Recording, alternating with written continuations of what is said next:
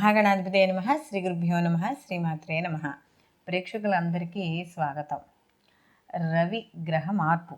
ఈ రవిగ్రహ మార్పు అనేది మనకి 17/12/2023 నుండి 14/1/2024 వరకు ఈయన ధనుస్సు రాశిలో సంచారం చేయడం అనేది జరుగుతుంది. దీన్నే మనకి ఎప్పుడైతే రవి మనకి ప్రతి నెల ఒక్కొక్క రాశిలోకి ఈయన సంచారం చేయడం అనేది జరుగుతుంది, దాన్నే మనం రవి సంక్రమణంగా చెప్తాం. అందులో భాగంగా మనకి ధనుస్సు రాశిలోకి ఎప్పుడైతే రవి సంక్రమణం జరిగిందో దాన్ని మనం ధనుర్మాసం, అప్పటి నుంచి మనకు ధనుర్మాసం మొదలవుతుందని చెప్పవచ్చు.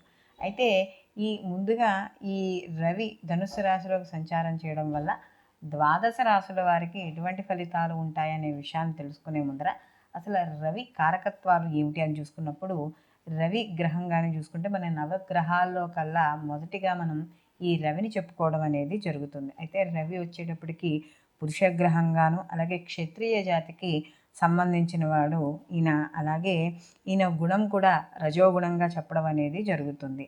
అలాగే రవి యొక్క గ్రహకారకత్వ స్వభావంగాని చూసుకుంటే ఈయనకి ఒక్కోసారి కొద్దిగా కోపం, కొద్దిగా పాప స్వభావం, అలాగే ఏదైనా సరే స్థిరంగా ఒక నిర్ణయం తీసుకున్నప్పుడు స్థిర స్వభావంగా ఉండడం అనేది జరుగుతుంది. అలాగే ఈయన ముఖ్యంగా కానీ చూసుకుంటే ఈ సూర్యుడు మనకి సింహరాశిలో ఉన్నప్పుడు 20 డిగ్రీలలో ఆయనకి మూల త్రికోణంగా మనం చెప్పడం అనేది జరుగుతుంది. అలాగే మేషరాశిలో ఈయనకి ఉచ్చస్థితిగాను, అలాగే తులారాశిలో ఆయన నీచ పొందడం అనేది జరుగుతుంది. కుజుడికి సహజంగా ఈ యొక్క మనకి ఏదైతే రవి ఉన్నాడో రవికి కుజ చంద్ర అలాగే గురువు మిత్ర నక్షత్ర అంటే మిత్రగ్రహాలుగా మనం చెప్పడం అనేది జరుగుతుంది. ఇంకా ఈ రవి యొక్క గ్రహ గుణగణాలు కానీ తెలుసుకుంటే ఈయనకి కుండ్రని మొహం గలవాడు, అలాగే రక్తవర్ణం, పొడగరి గోధుమ వర్ణం కలిగిన జుట్టు ఎక్కువగా కలిగి ఉండడం అనేది జరుగుతుంది. అలాగే ముఖ్యంగా ఈయన శరీర అవయవాల్లో గుండె, అలాగే పురుషుడికి కుడి కన్ను, స్త్రీలకైతే ఎడమ కన్ను, అలాగే ఇలాంటి వాటికి సంబంధించింది. అలాగే ఈయన ముఖ్యంగా కానీ చూసుకుంటే సూర్య ప్రభావం ఎక్కువగా ఉన్న వాళ్ళకి కాస్త ఆత్మాభిమానం ఎక్కువగా ఉంటుంది, చురుకుదనం ఎక్కువగా కలిగి ఉండడం అనేది జరుగుతుంది. అలాగే సంఘంలో వీళ్ళు చేసే వృత్తి ఉద్యోగ వ్యాపారాల పరంగా వీళ్ళకి ఎక్కువగా వెయిటేజ్, అంటే వీళ్ళకి ఎక్కువ గౌరవము, అలాగే పలుకుబడి ఇలాంటివి ఎక్కువగా ఉండడం అనేది జరుగుతుంది. చక్కని ఆర్థిక అభివృద్ధి ఉంటుంది. అయితే వీళ్ళకి అనారోగ్య సమస్యలు కానీ ఏవైనా వచ్చేటప్పుడు ఎక్కువగా కంటికి సంబంధించిన ఇబ్బందులు, అలాగే గుండెకి సంబంధించినవి, అలాగే మనకి వేసవకాలం చూడండి ఎక్కువగా ఈ వడదెబ్బలు తగులుతూ ఉంటాయి. దానికి ఆరోగ్యకారకుడు ఏదైనా సరే ఒక దీర్ఘకాలిక అనారోగ్యాలు అవి రాకుండా ఉండాలి అంటే సూర్యారాధన ఎక్కువగా చేయమని చెప్తారు. అలాగే రవి కూడా చూసుకుంటే ఈయన ఆత్మకారకుడు, అంటే ఎక్కువగా ఈయన తండ్రికి సంబంధించింది, అలాగే శక్తికి, ప్రతాపానికి, శౌర్యానికి దానికి సంబంధించిన వాడు ఈ యొక్క రవిగా మనం చెప్పుకోవచ్చు. అలాగే ఎక్కువగా ముళ్ళ చెట్లకు, పంటల్లో చూసుకుంటే మిరియాలు, మిరపకాయలు, కొబ్బరి, వాము, బియ్యం మొదలైన వాటికి అన్నింటికీ కూడా ఈయన కారకుడుగా చెప్పవచ్చు. ముఖ్యంగా ఈ యొక్క ఏదైతే ఈ రవి ఉన్నాడో ఈ రవి హృదయ సంబంధిత మందులు, వైద్యులు, రిజర్వ్ బ్యాంకు సంబంధిత వృత్తుల్లో కారకత్వాలు ఎక్కువగా వహిస్తాడు. అలాగే ఈ ఆకాశానికి సంబంధించిన వాటి అంటే విమానాలు, విమానాశ్రయాలు, ఖగోళము, అలాగే విమాన చోదకులు అంటే మనకి పైలట్ ఉంటారు కదా వాళ్ళు, ముఖ్యంగా విద్యుత్ సంబంధిత విద్యుత్ ఉత్పత్తి, భూకంపాలు, ఆకాశవాణి, ఇలా అంటే ఈ ప్రచార మాధ్యమాలు ఉంటాయి కదా వాటికి సంబంధించిన వృత్తులు, ఇలాంటి వాటికి అన్నింటికీ కూడా ఈ యొక్క రవి కారకుడుగా మనం చెప్పవచ్చు. కాబట్టి ఇలాంటి రవి కారకుడు ఈ గ్రహాలు కానీ చూసుకుంటే మనకి సూర్యారాధన, ఎవరైతే మనకి ఈ దీర్ఘకాలిక వ్యాధులు వాళ్ళు ఉన్నవారు సూర్యారాధన ఎక్కువగా చేయమని చెప్పడం అనేది జరుగుతుంది. ఇప్పుడు ఈ రవి ఈ గ్రహ సంచారం వల్ల ఈ ద్వాదశ రాశుల వారికి ఎటువంటి ఫలితాలు ఉంటాయి అనే విషయాన్ని తెలుసుకుందాం. మేషరాశి వారికి ఈ రవిగ్రహ మార్పు అనేది వీళ్ళకి నవమ స్థానంలో జరుగుతోంది. ఈయన నవమ స్థానంలో సంచారం చేయడం అనేది జరుగుతుంది.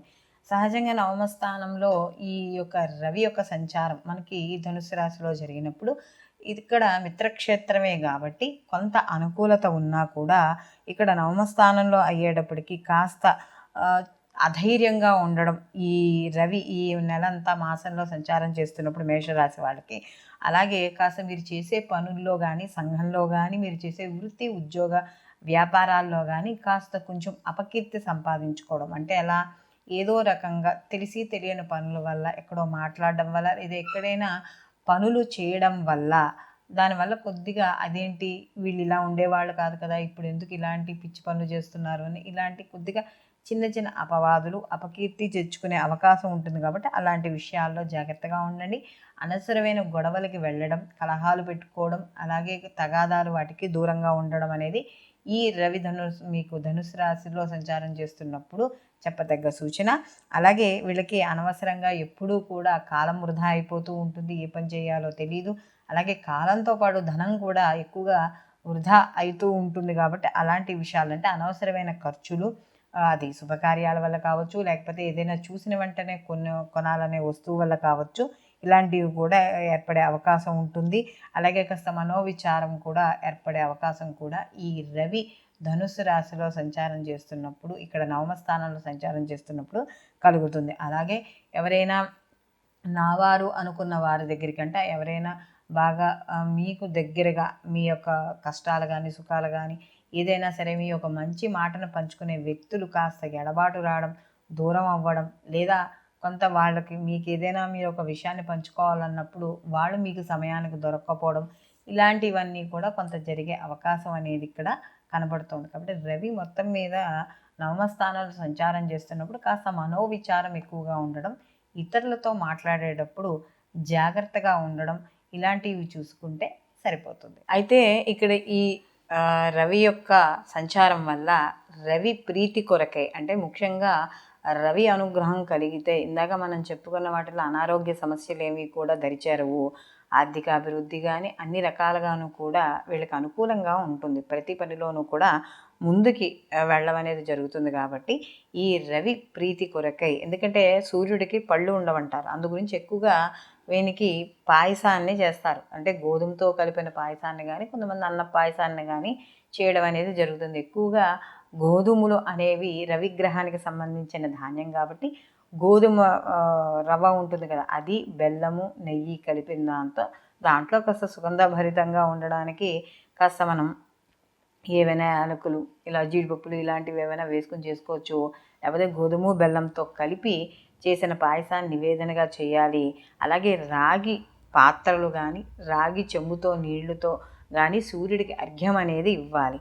అలాగే రాగి ప్రమిదిలో కానీ దీపం పెట్టి సూర్యుడికి అక్కడ మనం చేసిన, అలాగే రాగి విగ్రహారాధన చేసిన రవిది, ఇలాంటివన్నీ కూడా విశేష ఫలితాన్ని ఇవ్వడం అనేది జరుగుతుంది. అలాగే ఇక్కడ ఆదివారాలు నియమాలు పాటించడం, అలాగే ఆదివారం నాడు మద్యము, మాంసము ఇలాంటి ఏవైతే పనులు ఉన్నాయో ఇలాంటివి చేయకుండా ఉంటే మనకి సూర్యానుగ్రహం కలగడం అనేది జరుగుతుంది. అలాగే ఈ రవి ధనుస్సు రాశిలో సంక్రమణం చేస్తున్న ఈ మనకి 17వ తారీఖు నుంచి 14వ తారీఖు వరకు ఏదైతే సమయం ఉందో ఈ సమయంలో ఆదివారాలు నియమాలు పాటించడం, సూర్యాష్టకము లేదా అరుణపారాయణ లేదా అరుణపారాయణ వినడం, ఇంట్లో మనకి ఇప్పుడు యూట్యూబ్లో దొరుకుతున్నాయి కదా, అరుణపారాయణ వినడము, లేదా మనకి ఈ యొక్క ఏదైతే రాగి పాత్రలో నీళ్లు పోసుకొని అందులో ఎర్రటి పూలని, గంధము అవన్నీ ఉంచి కూడా సూర్యుడికి అర్ఘ్యం ఇవ్వడం, ఆదిత్య హృదయ పారాయణ చేయడం, ఇలాంటివి ఏమి పాటించినా కూడా సూర్యానుగ్రహం అనేది ఈ ద్వాదశ రాశుల వారికి కూడా పొందడం అనేది జరుగుతుంది. సర్వే జన సుఖినో భవంతు, లోకా సమస్త సుఖినో భవంతు.